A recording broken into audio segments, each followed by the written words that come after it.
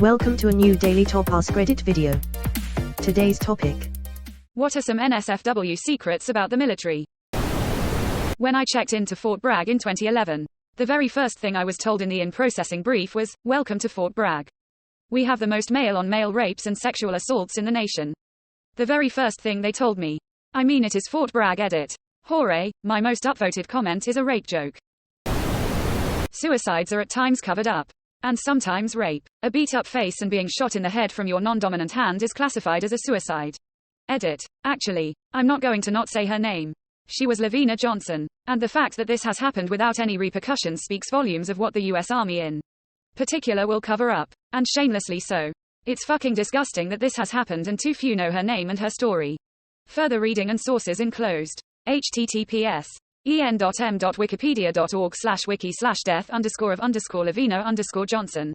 Also Vanessa Gillen. She was raped, murdered, chopped up, and burned on American soil by American soldiers, and the Army worked overtime to cover it up while less than href equals https en.wikipedia.org/wiki/murder_Vanessa_Gil%C3%A9N#%3A%7E%3 3%A9N%2 Canother_soldier%2C_Aaron_David_Robinson.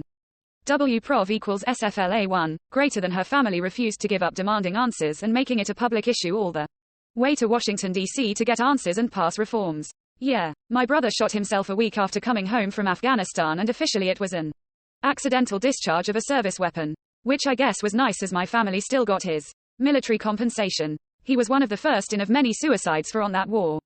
I believe they have far outpaced combat losses now.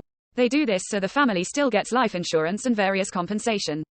It's well known, but still kind of obvious when you look at the situation. Calling a product military grade is not the compliment that most think it is. Military grade is synonymous with cheapest that met the specifications. The specifications are not high. Specifications: 1. Make it heavy AF.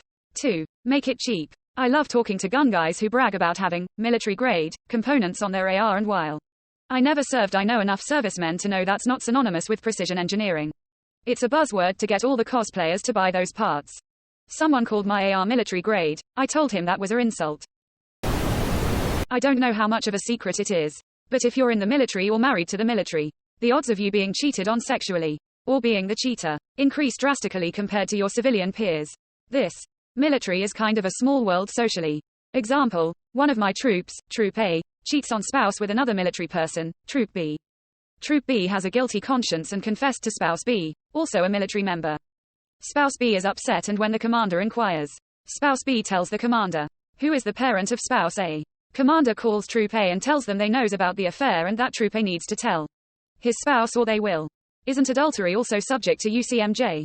My husband was in for 29 years, and over the 30 years we've been married I have seen and heard about this so many times. Both sides. It seems like we have been the exception and not the norm. Even people you would never suspect. Deployments seem to be exceptionally bad for this. I remember very soon after we were married my husband was deploying for 9 months. His work did a going away thing for him, and everyone was talking about Jody, and I had no idea who Jody was. I asked him later and he told me. It kind of made me mad because all these people were telling him I was going to cheat on him while he was gone. We were younger then, and I guess I was naive. Another few deployments and I found how prevalent it is. It's shitty on both ends. Yeah, I was in for 25, and especially with a long timer like that, definitely the exception instead of the norm.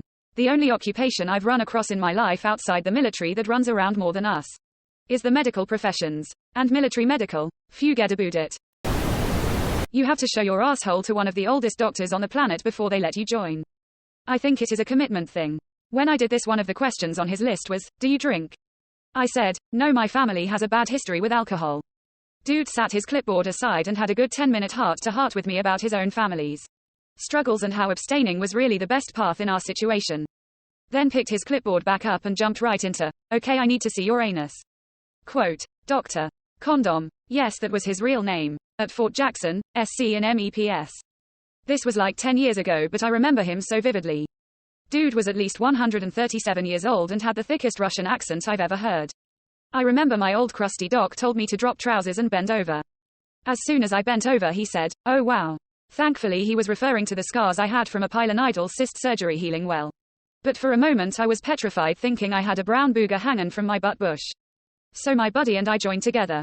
We went to MEPS the same day. He had a cyst on his tailbone that he never knew about.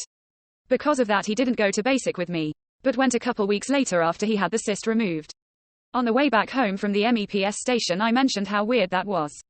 He said, "How do you think I felt when I'm bent over with my ass spread open and I hear the old dude go, HHHHHMMMMM. After a really long pause. I almost had to pull over, I was laughing so hard.